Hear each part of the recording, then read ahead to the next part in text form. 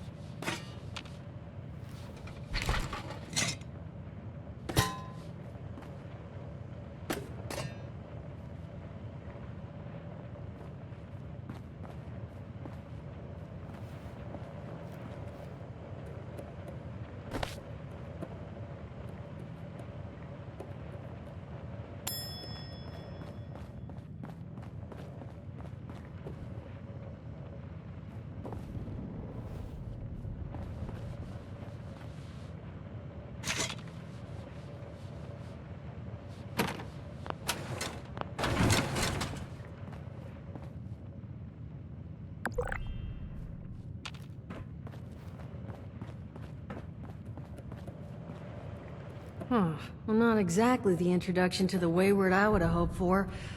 Well, sorry about that, darling. First round's on me. Name's Duchess. There's something I could do for you.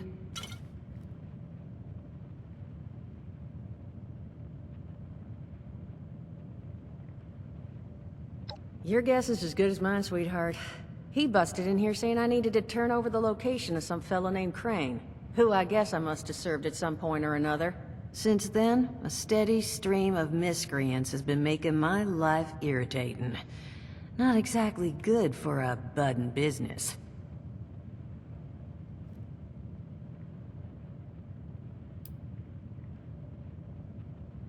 Overseer, huh? So you must be the one. No, I haven't seen her, but I have heard her. My people found a tape she left behind for one of her dwellers at that camp across the way, though it is a bit out of date now. Maybe you're the one she left it for. I'm happy to hand it over. Though, now that we've drifted naturally onto the topic of helping one another, maybe there's something you could do for me in return.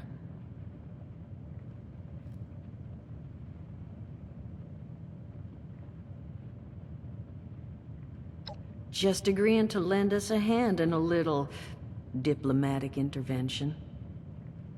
See? That boy you put down. He's not the first of his crew to roll in here, but I want him to be the last. Normally, I'd send my people out to clean house, but my muscles run off, so I don't have the bodies to spare right now. But I'm willing to pay good money if you put an end to this for me. So, what do you say?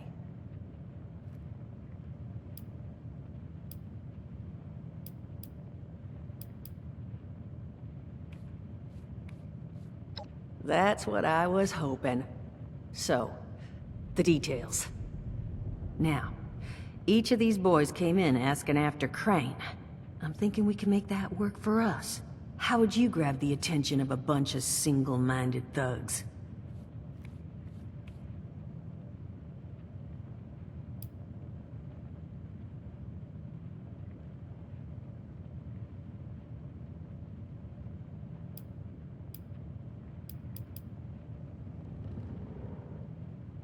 Oh, darling. See, as fine as that idea is, you know, I was thinking we could take a different tack. Just give me 1 second.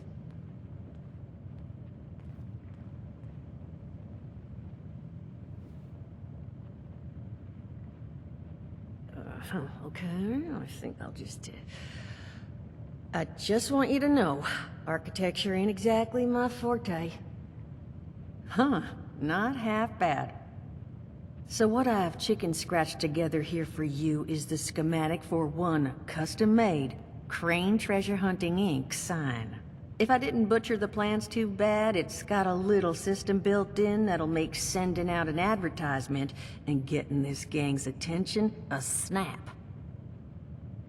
You just need to build it, use the tape it spits out to tell the world you're open for business, and then convince any punks that show up to tell you where their boss is hiding. They did teach you all how to build from schematics up in that vault of yours, didn't they?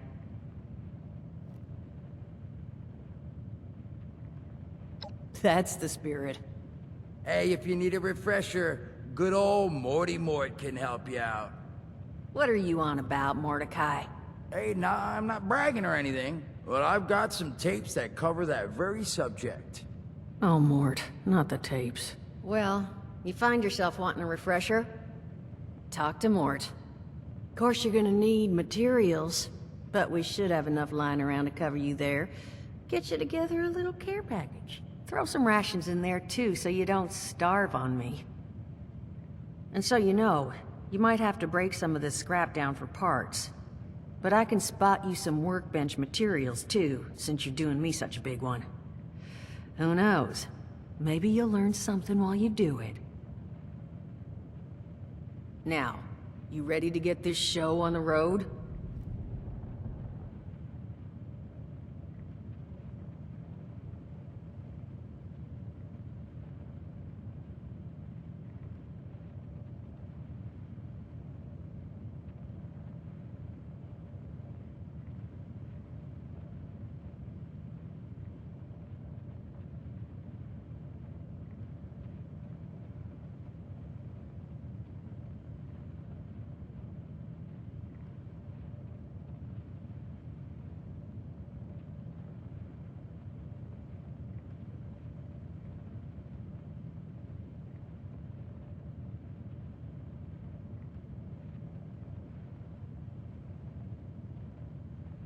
Hot dog.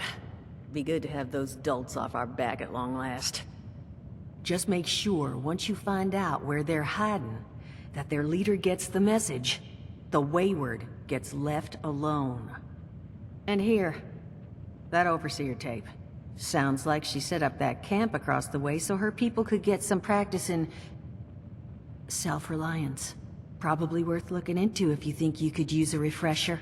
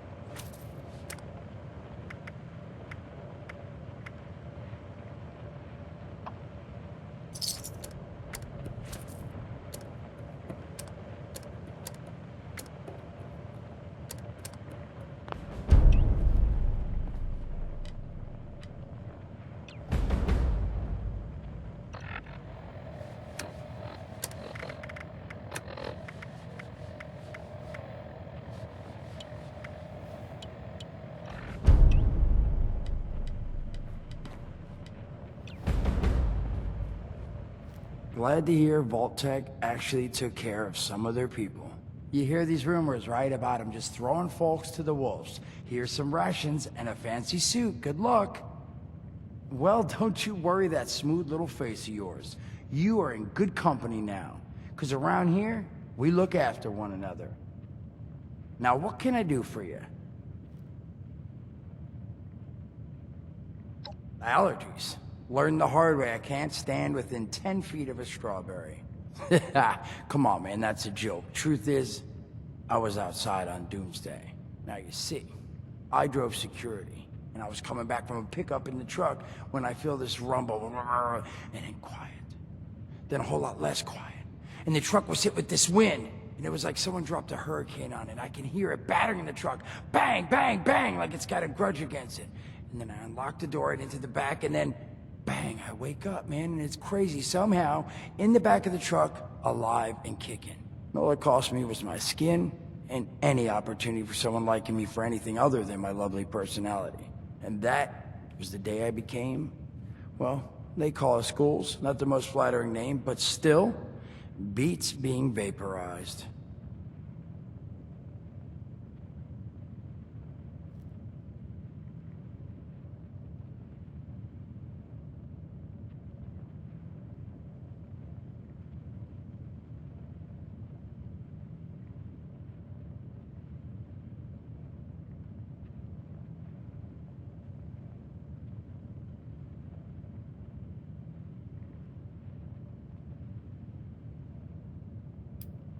I mean, it's got its advantages.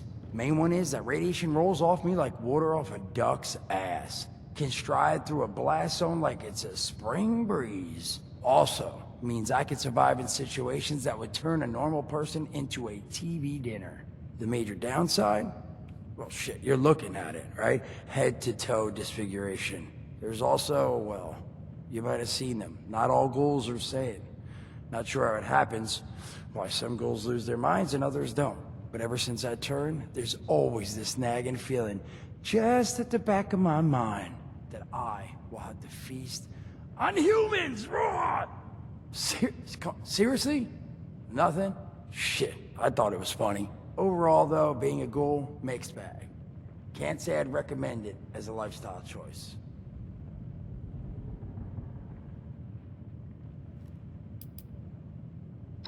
Listen, friend, you happen to be talking to the exact right person to fix your predicament. But if I'm gonna help you, I want something in return. All right, listen, I got this plan. You're gonna help me get rich. See, the folks who made it big off the gold rush, they weren't the prospectors. They were the folks that sold them their shovels. Now, I don't do shovels. What I collect is knowledge. I can go all sorts of places you folks with your rad-sucking skin can't. So, I'm selling what I've got between my ear holes, and you're gonna test it for me. I made these holotapes. Now this set's all the info I dug up about that camp doohickey you Volters got. All I'm asking is you give them a listen and let me know what you think.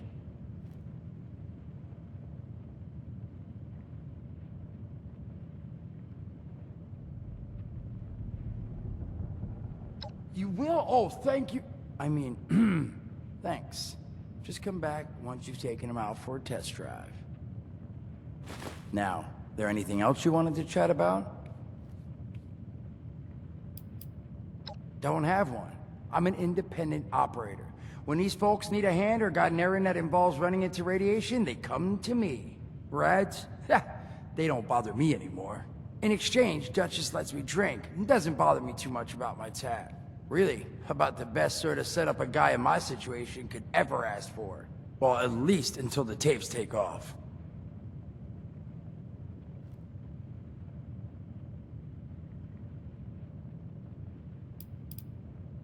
Some other time then.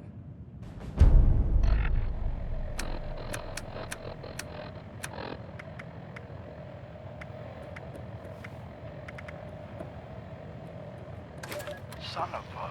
What tiny fisted rat built this... Oh, wait a second. The thing is on. Hello? Hello. This is Mort McCoy. And welcome to the first of Headmaster Mort's EduTapes. Today we're talking about your camp.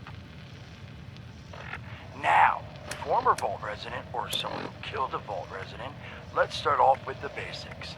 Placing your camp. When plunking down your...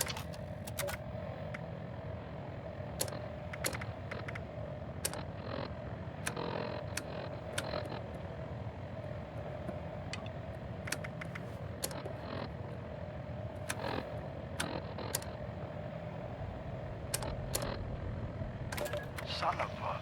What tiny fisted rat built this... Oh, wait a second. The thing is on. Hello? Hello. This is Mort McCoy.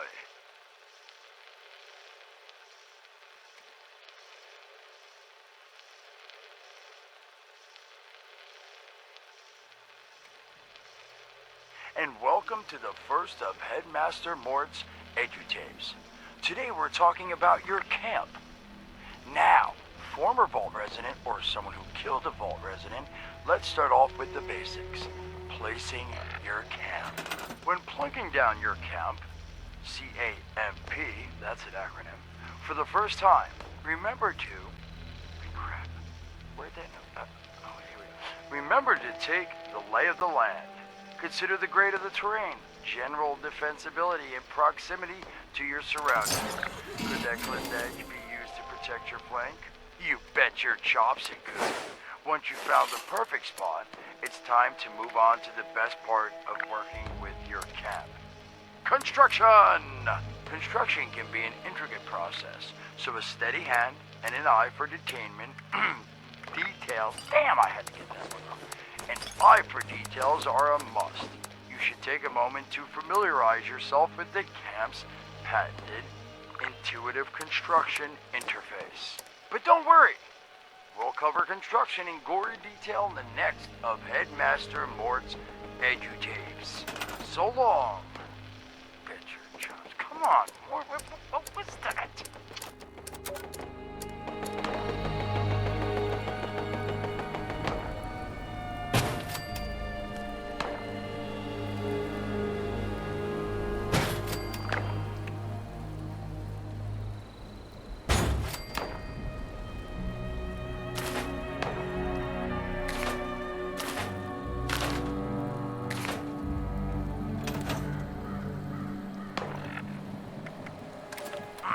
Hello, dedicated listeners. Welcome back to Headmaster Mort's EduTapes. Today, in this second tape, we are talking construction. Now, the first step of construction is... Wait, what? Is that soda? Soda's red, right? Wait, oh. Electing. First, electing what you're going to build. Once you've made that election, it's just 3 easy questions to construction success. 1. Is the location I've selected going to work for an object of the size and shape I'm building? 2. Have I read the schematics thoroughly? And 3. Do I have all the required materials too? Who the hell bled on my notes? Saul! If I find out it was you, you're gonna bleed on... Whatever. Just finish work. Short on materials? Loot the local junkyard, mills, and warehouses for parts. Missing a critical schematic? Your local vendors might have just what you're looking for. And on that note, this has been Headmaster Mort's EduTapes. See you again soon. Solomon, so help me, this better be Jen. Where are you hiding?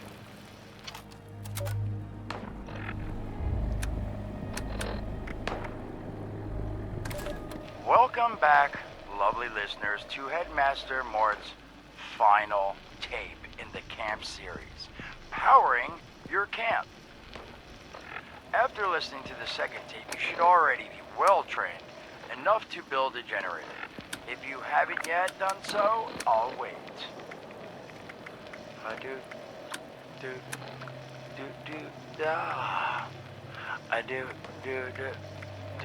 Screw it. Alright, I'll assume you nailed it. Now, generators are the heart of your camp power system. Once your generator is built, all you need to do is connect it to the object that needs power with a wire. Though, be aware, your wire will need a clear unobstructed path to establish and maintain a direct connection. Some objects, however, like simple light bulbs, do not require a direct connection. All you need to do is run a wire from your generator to a power pylon. Place the power pylon near your lights, then voila! Let there be lights! Well, this has been Headmaster Mort's Camp Construction Holotapes. Please check back with Headmaster Mort himself at the Wayward to learn more about his other exciting courses, including Mort, can I still eat this? And mutations. Am I a monster now? And thanks again for listening. Ha! Nailed it!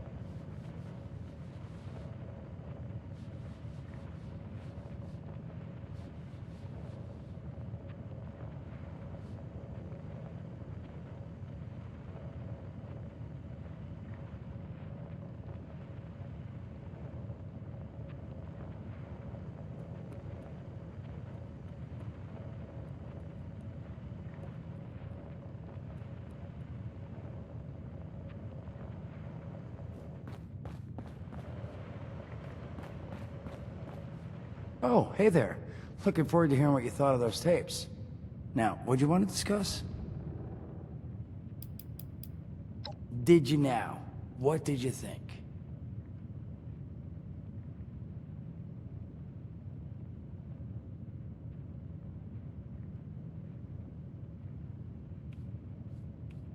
Ha. If I needed smoke blowing up my ass, I'd sit on a campfire, okay? Seriously, what'd you think?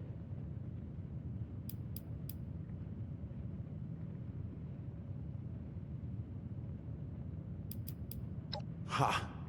If I needed smoke blowing up my ass, I'd sit on a campfire, okay? Seriously, what'd you think?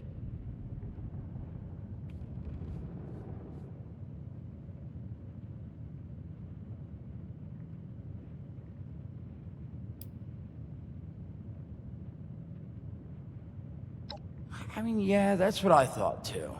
I figured I'd do a couple more batches. I mean, I'll have this thing down.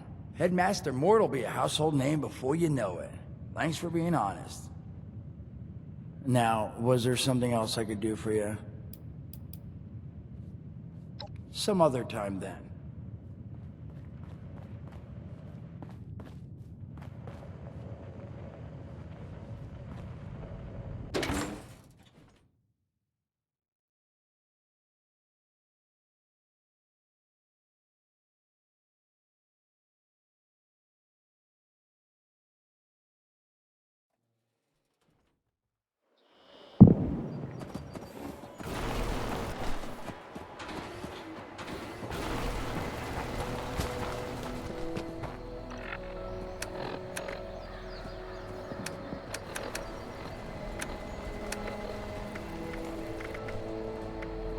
Overseer's log, or should I say, direct communication. Because whoever is listening to this had the moxie to try... Overseer's log, south of Vault 76. I knew this wasn't going to be the Appalachia I remembered, but... Mutated animals? Haywire bots? No people so far. We have to be ready to rebuild in what I can confirm is hostile territory. Fortunately, Vault-Tec was prepared. You see this? The cooking station, the stash box, the workbenches, all built with the camp. You need a home base out there. The construction and assembly mobile platform is designed to give you one. Just add resources, planning, and a little elbow grease. When you move your camp, everything you've built is stored, ready to be placed back down in the new area. Use this to establish a foothold whenever you're in unfamiliar territory. I've left my camp behind so you can use it. I know I'm breaking my own advice by not taking it with me. But after seeing Appalachia for myself, I need to make sure every resident of 76 has a safe haven they can start from. I'll make do without it. If it's still standing, the town of Flatwoods is further down this road. Find me there. This is the Overseer, signing off.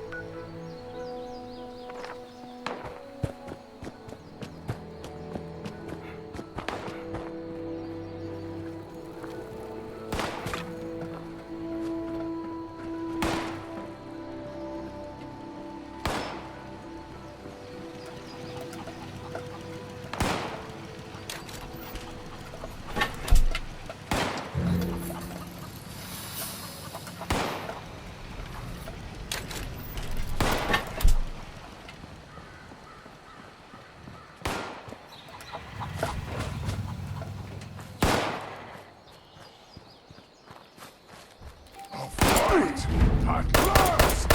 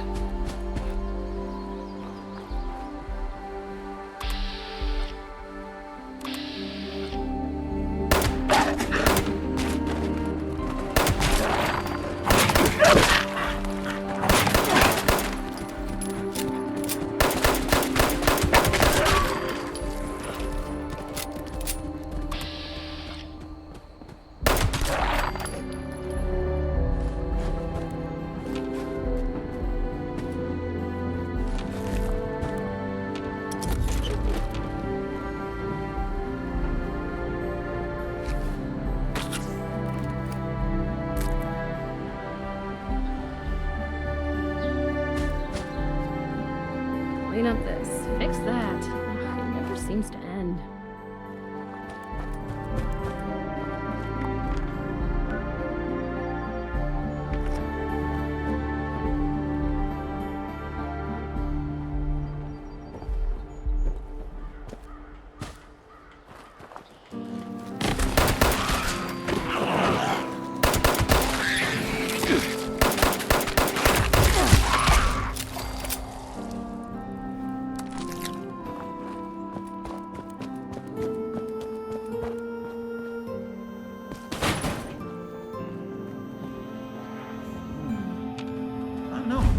fix that.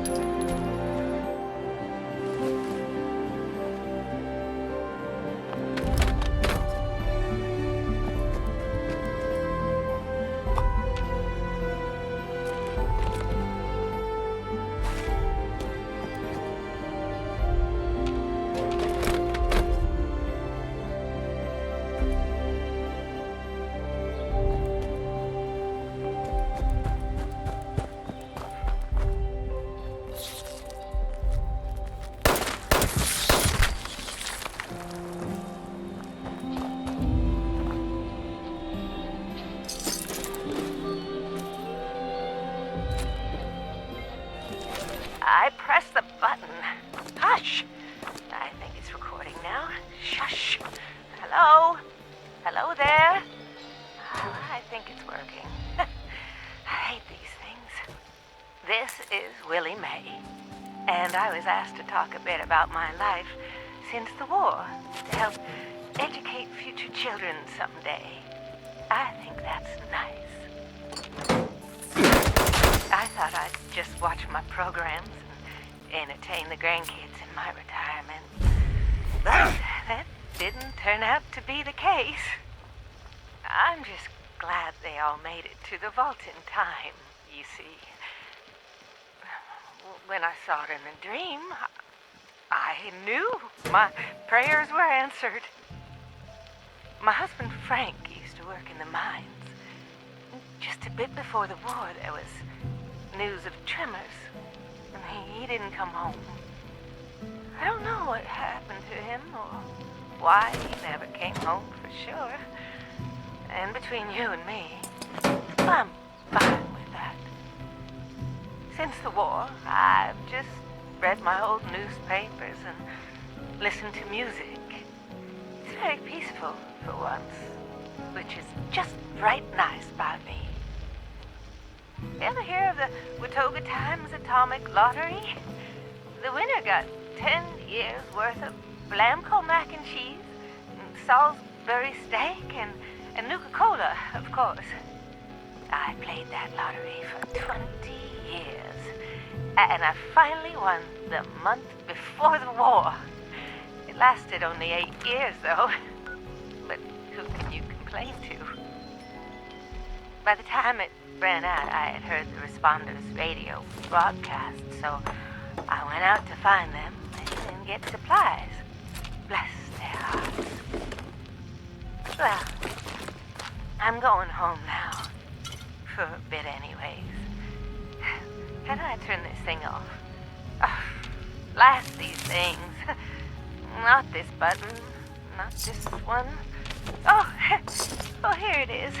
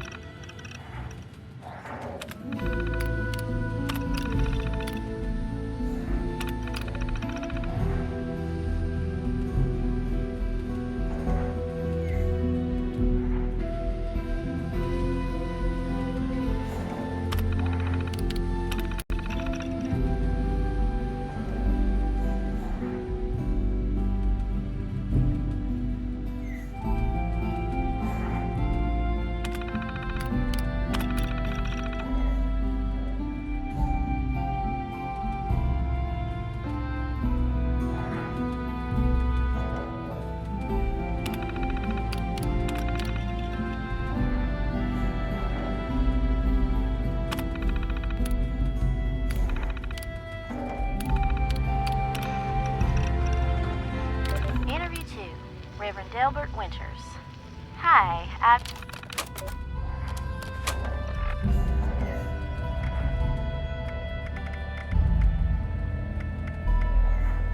Interview 2, Reverend Delbert Winters. Hi, I met you in the woods near the Morgantown airport. You were picking flowers. Why? I was harvesting a lot of stuff, actually. I hunted deer recently. Looked strange, but tasted fine. Okay. Well, what's a basic, easy meal that someone who's been surviving on cans could make? You can make tea with dried flowers. It's not much, but it can soothe your stomach. I don't know what this flower is called, but I call it a soup flower. If you added water, you can make a tea. Same with rabbit meat or chicken meat. You can easily make soups with boiled water. God willing, we can adapt old recipes to new types of food. Well, what do you mean by that? Back in the Army, we got sent off to places with weird fish I'd never heard of and weird veggies I'd never seen again. You know, we had to cook with them still. Just pretend it's catfish or something. You see how it turns out. But now, well, let me say that I've seen some weird stuff. I thought maybe it was unholy, but these are all the creation of our Lord, even if man has manipulated them, and dang it, they're still edible.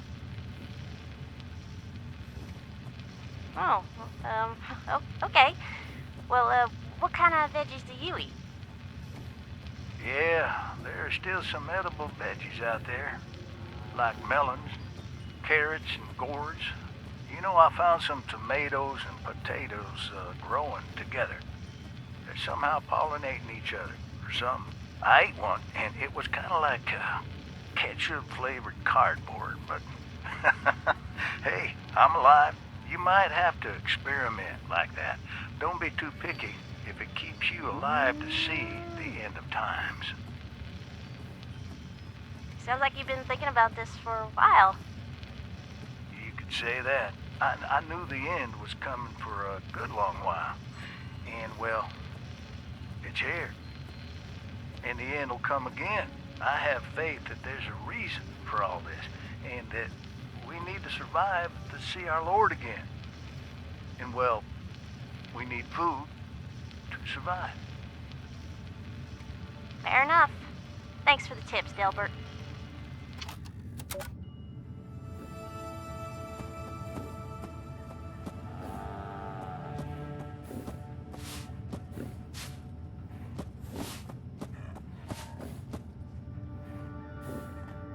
Hi, are you here for the responder training?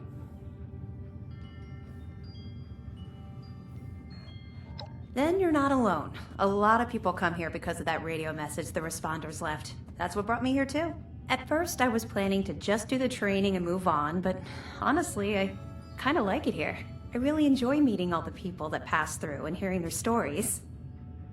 Wait a minute. Are you one of those people who was in Vault 76?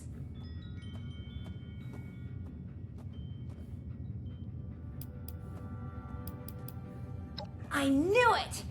I could tell just by looking at you. I've always thought that life in a vault must be so amazing, with the robots and all the machines and having everything you need every day.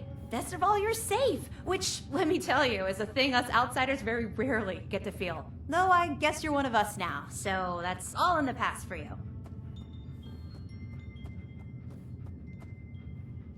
Go right ahead. Me? There's not much to tell, really. I came in with Paige and the rest and stayed up at Foundation for a while. It was nice. But eventually I wanted to go my own way, you know? Get out and see some places I've never seen, figure out who I am. When I heard the message on the radio about Flatwoods, I was curious to meet the responder, so I made my way here. I decided to stay here and see what else I could learn. That's pretty much my story.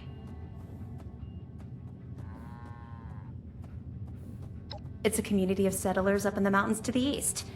It's a nice enough place, I guess. That being said, it's a hell of a dangerous trip trying to get there.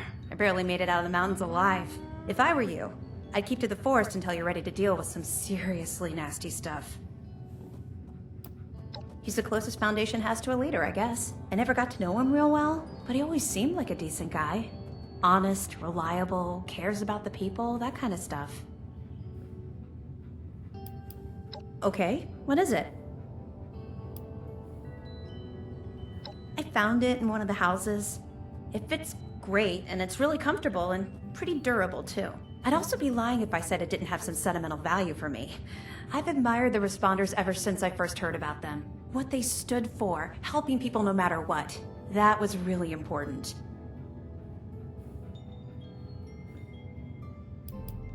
Yeah, there's a couple of places around here that qualify as interesting.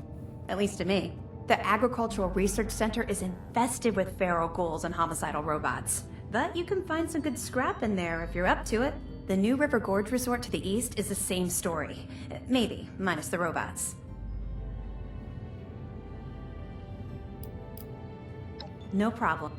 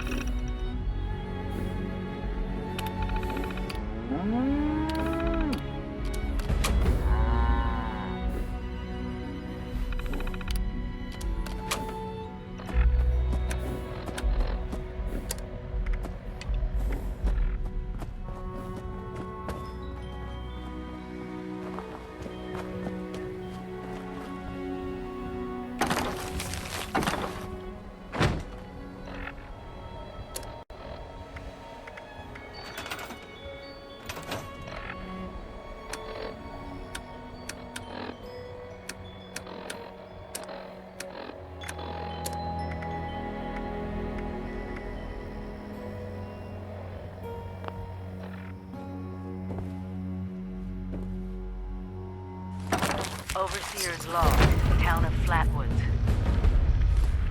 My God. There's no one here. The old tavern, the church, people were using them for shelter, but they're gone.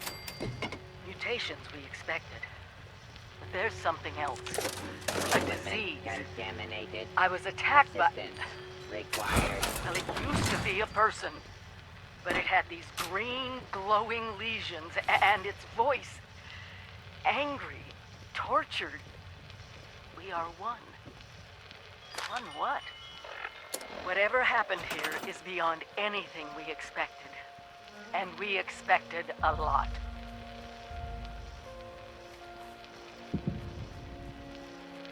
Before they were wiped out, the survivors called themselves the Responders. Looks like they were made of firefighters, police, emergency medical staff. Automated warning to all responders. Mr. Farmhands are out of control. Evacuate civilians. And take down those supervisors. Once they're dealt with, you'll have to reboot the server. Again.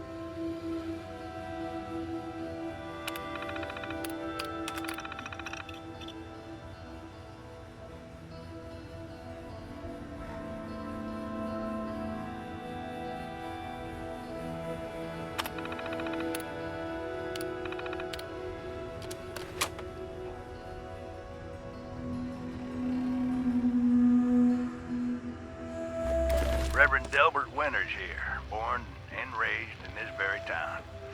Lit my own church to the responders for their outpost here, and you're welcome. The responders are on a true mission, you see, helping folks through thick and thin, till the heavens open up again and take us all up anyways. When this all happened, I figured like most it was time. This was the end, but it wasn't, was it? We're still here.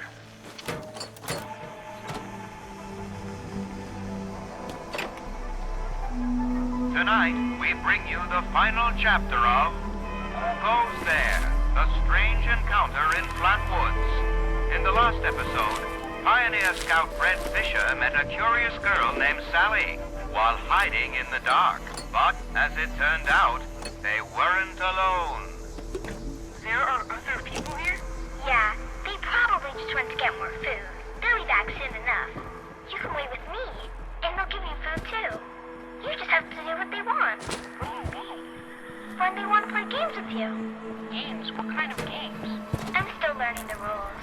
Mostly, they're kind of boring, and only hurt when they use the needles. Needles? Yeah, you know, like at the doctor. This doesn't sound like any game I know. It sounds downright awful, and these people sound really bad.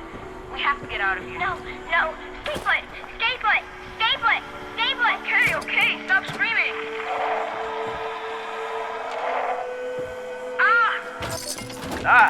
Hello, person in the distant future.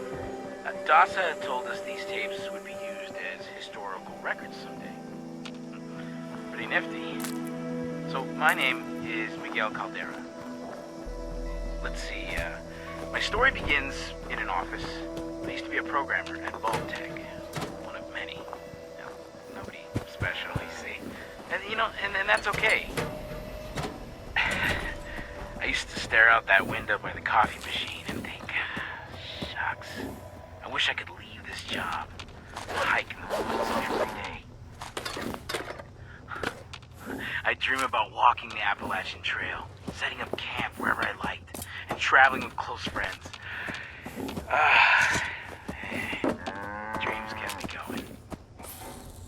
And, well, when the bombs fell, I was terrified, just like anybody else. I wasn't in a vault, so I just, I had to figure it all out too. The responders found me. I had a little campsite, some supplies. I hacked a Protectron to guard me while I slept, but I miss people. I did. It's been alright, the apocalypse and all.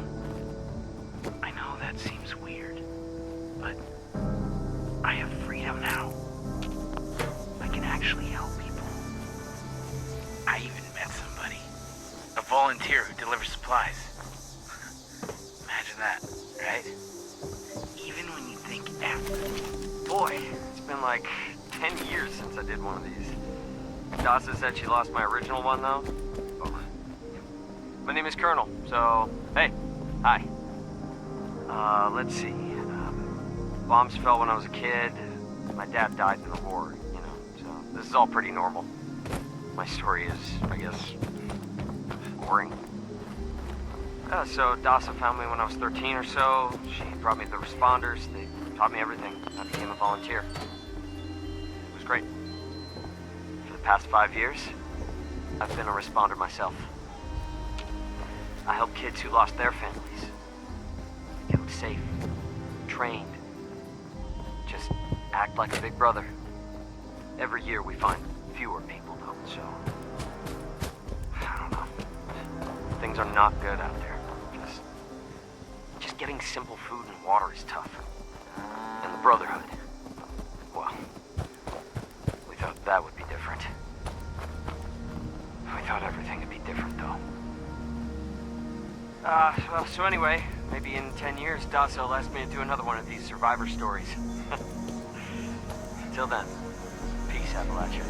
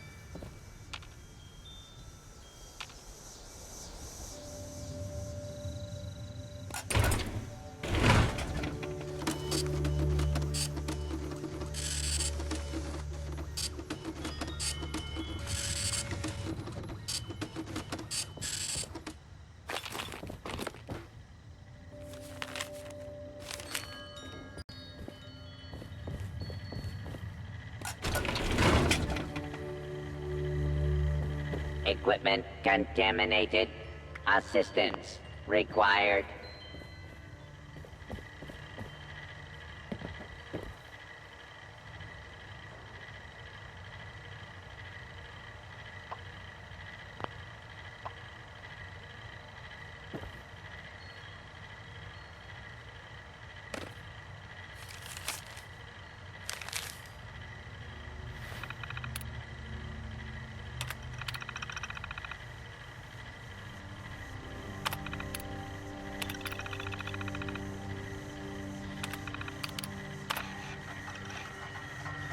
This is my first interview with...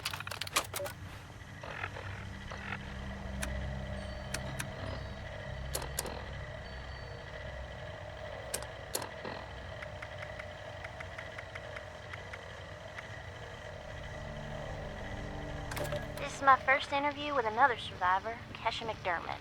She found me trying to break into a Nuka-Cola machine and, showed me a different way. So, Kesha, can you tell us a bit about how we can make sure our water is safe for drinking? Try to keep it to the basics for training purposes. Oh, it's not complicated, really. Find water and strain out any big particles and chunks. Then, boil it in a pot over an open fire for a minute or two, then let it cool. Should be fine. Like making tea, right? Uh-huh. You joined the responders a while ago and helped develop a program to train volunteers. So, were you a survivalist prior to all of this? You could say that. I taught high school kids. I used to talk about this very thing to them. Practical application of the sciences. It's fascinating, but you never realize how important some things will be down the road, do you? I guess not. So if we were students of yours, what would you tell us about the world now? How can we survive? Hi. Dasa asked me if I would talk about, how I got here. She asked everybody, so I said okay. My name's Colonel, and I'm 13 years old. I just wanted to say I'm sorry. I'm sorry for everything.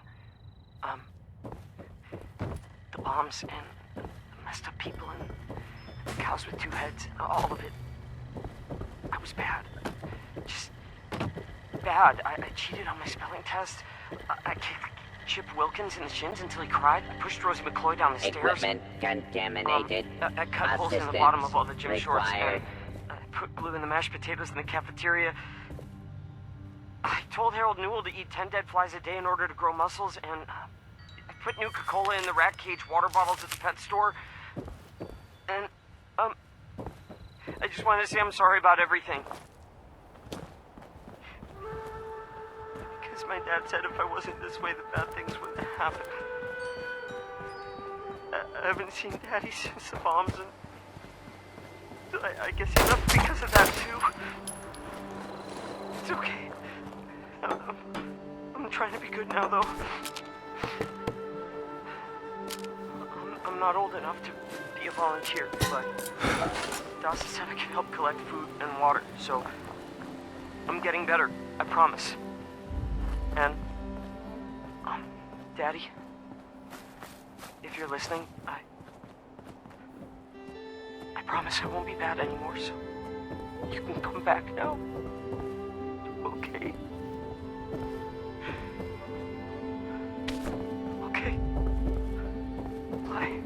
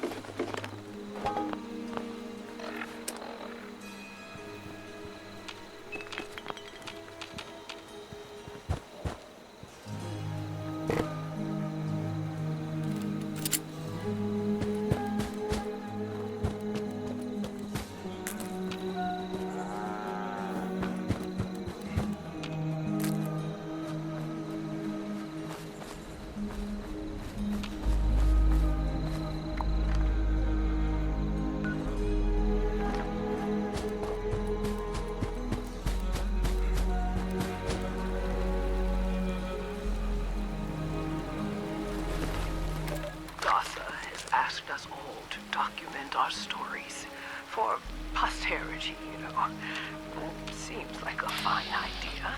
So, hi, I am Kesha McDermott. When the bombs fell, I was in Watoga, coordinating a statewide science fair for that year's high school kids. And the theme was the future of energy.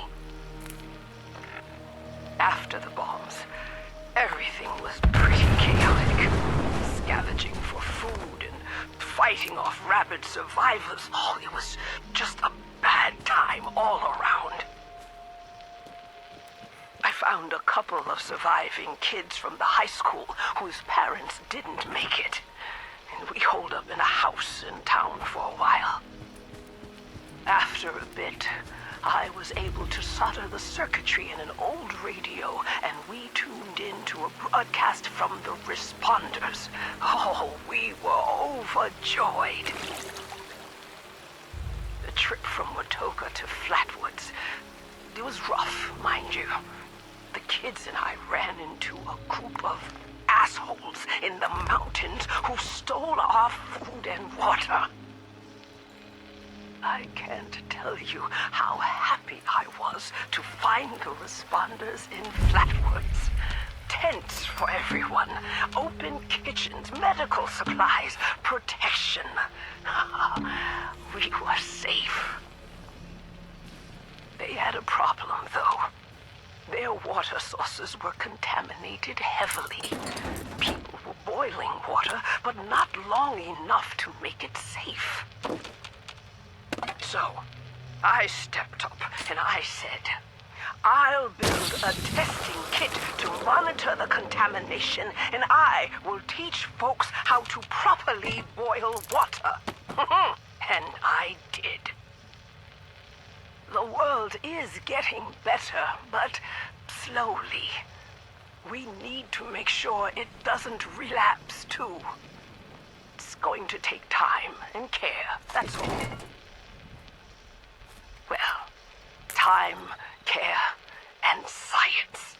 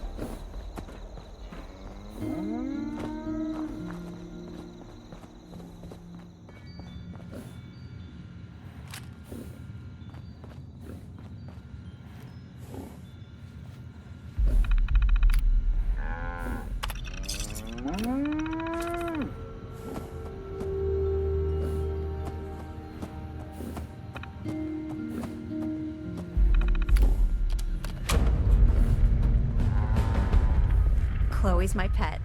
Or maybe I'm hers. I'm not sure.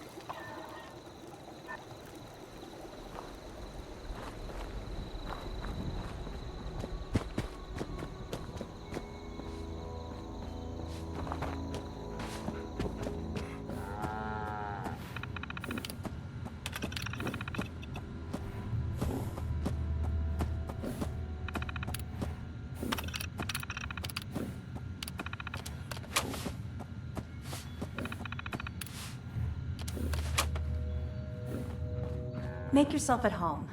I did.